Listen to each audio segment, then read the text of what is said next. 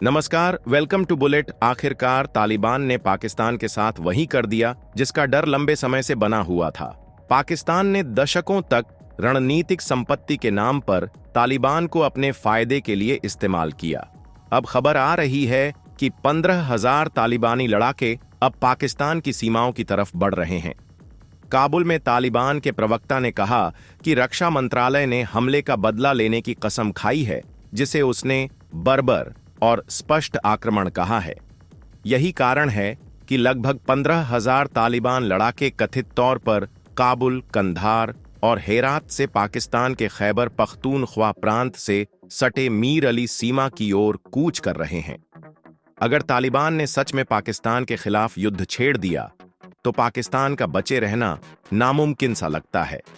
तालिबान के पास ऐसे हथियार हैं जो किसी भी देश को घुटने टेकने पर मजबूर कर सकते हैं।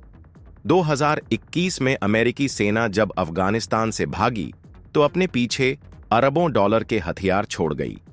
रिपोर्ट्स के मुताबिक तालिबान के पास night vision device, hi tech rifles और बख्तरबंद गाड़ियां ही नहीं बल्कि शक्तिशाली अमेरिकी हेलीकॉप्टर भी हैं।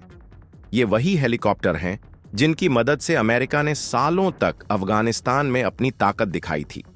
अब ये ताकत तालिबान के हाथ में है और अगर ये हथियार पाकिस्तान के खिलाफ इस्तेमाल हुए तो सोचिए पाकिस्तान की हालत क्या होगी। दूसरी तरफ पाकिस्तान की आर्थिक स्थिति इतनी खराब है कि उसे IMF के कर्ज पर जिंदा रहना पड़ रहा है। देश में महंगाई चरम पर है, डॉलर के मुकाबले रुपया हर दिन गिर रहा है और लोग रोटी के लिए संघर्ष कर रहे हैं।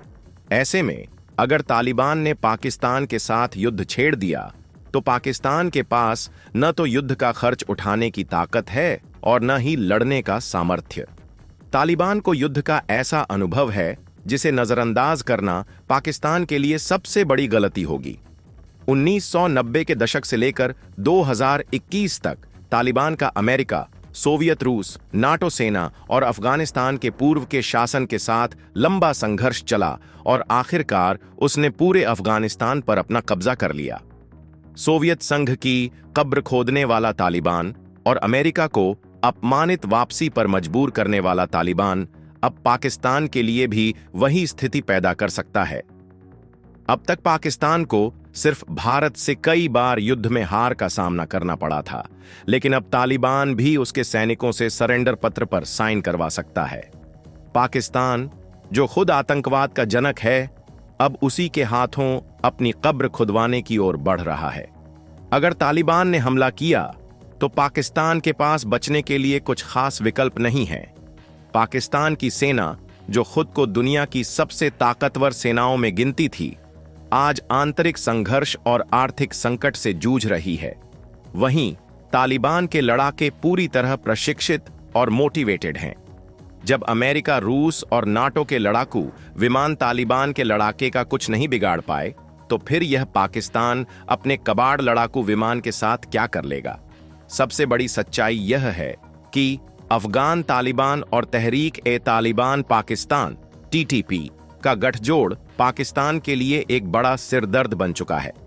TTP यानी तहरीक-ए-तालिबान पाकिस्तान पहले अफगान तालिबान का छोटा भाई माना जाता था, पर अब यह संगठन पाकिस्तान में शरीयत लागू करने और सत्ता पर कब्जा करने के एजेंडे के साथ सामने आया है। 2021 में अफगानिस्तान से अमेरिकी सेना की वापसी के बाद तालिबान की ताकत बढ़ी। इसी दौरान TTP ने पाकिस्तान के खिलाफ अपने हमले तेज कर दिए। पिछले साल TTP ने 400 से ज्यादा हमले किए, जिसमें सैकड़ों पाकिस्तानी सैनिक मारे गए। यह सिलसिला लगातार बढ़ते जा रहा है। पिछले कुछ समय से उसके यहां कई लोग, यहां तक कि फौज, पुलिस और चीनी नागरिक मारे जा रहे हैं। मन मारकर उसने बीते दिनों अफगानिस्तान में एयर स्ट्राइक कर दी। पाकिस्तान की नीति अफगानिस्तान को अपनी कठपुतली बनाने की थी, लेकिन अफगानिस्तान में तालिबान की सत्ता ने इस नीति को उलटा दिया।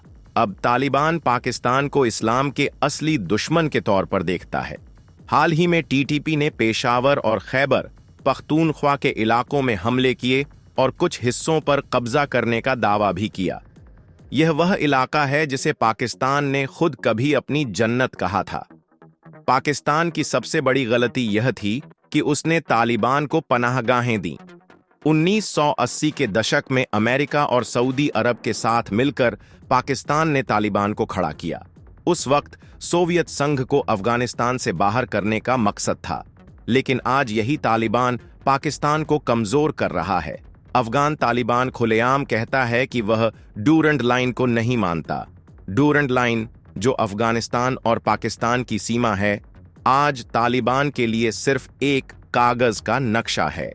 और अब तालिबान के लड़ाके इसी डूरंड रेखा पर पहुंच चुके हैं, जो किसी भी वक्त पाकिस्तान में एंट्री मार सकते हैं। पाकिस्तान की आर्थिक हालत पहले ही खस्ता हाल है। IMF के कर्ज और बढ़ती महंगाई के बीच तालिबान का यह नया मोर्चा पाकिस्तान के लिए एक और बड़ा संकट खड़ा कर रहा है।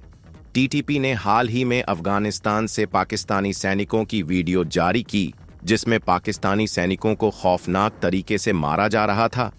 यह घटना सिर्फ एक चेतावनी नहीं, बल्कि पाकिस्तान के लिए आग का दरिया है। साथ ही तालिबान के पास अब अमेरिकी हथियारों का बड़ा भंडार है, जो 2021 में अफगानिस्तान से भागते वक्त पीछे छूट गए थे। आखिरकार यह कहना गलत नहीं होगा कि पाकिस्तान ने जिस सांप को पाला था, वह अब उसे डसने के लिए तैयार है। तालिबान और TTP की यह जोड़ी पाकिस्तान के लिए कब्र खोदने वाली मशीन बन चुकी है। सबसे बड़ी बात यह भी है कि अगर तालिबान और पाकिस्तान के बीच युद्ध होता है, तो भारत खुलकर तालिबान का समर्थन करेगा, इसके संकेत मिलने लगे हैं। तालिबान की नई सरकार, खासकर उसके रक्षा मंत्री मुल्ला याकूब, भारत के साथ संबंध सुधारने और कूटनीतिक साझेदारी की ओर बढ़ने का संकेत दे रहे हैं। नवंबर में काबुल में भारतीय विदेश मंत्रालय के एक अधिकारी के साथ मुल्ला याकूब की मुलाकात इस बात का बड़ा प्रमाण है।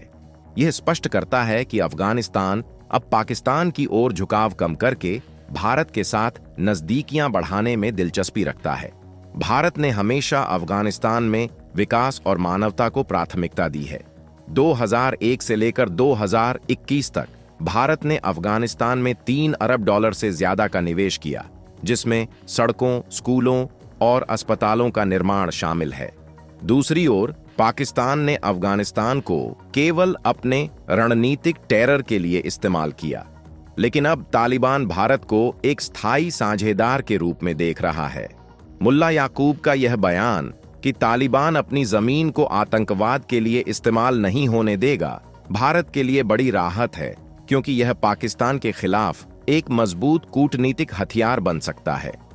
अगर पाकिस्तान और अफगानिस्तान के बीच युद्ध होता है, तो इसका असर केवल इन दो देशों तक सीमित नहीं रहेगा। दक्षिण एशिया और यूरेशिया में शांति और स्थिरता को बड़ा खतरा होगा।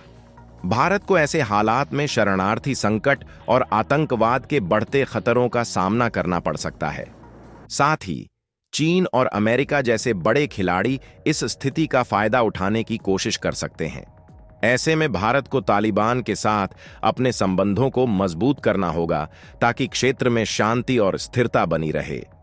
तालिबान, पाकिस्तान और भारत को लेकर कई नई अपडेट सामने आ रहे हैं, जिस पर हम आगे भी वीडियो लाते रहेंगे। अब आपके लिए एक ट्रेडिंग अपडेट। चीन की 6ठी पीढ़ी के फाइटर एयरक्राफ्ट ने पहली उड़ान सफलतापूर्वक पूरी कर ली है। इस पर कोई बड़ी अपडेट आती है तो आपके लिए एक नई वीडियो ले आएंगे। तो चलिए फिर मिलते हैं एक और नई अपडेट के साथ। तब तक आप हमारे प्लेलिस्ट को देख सकते हैं, जिसका लिंक नीचे कमेंट बॉक्स में दिया गया है। इसके साथ ही वीडियो को लाइक करके चैनल को सब्सक्राइब कर लें। धन्यवाद।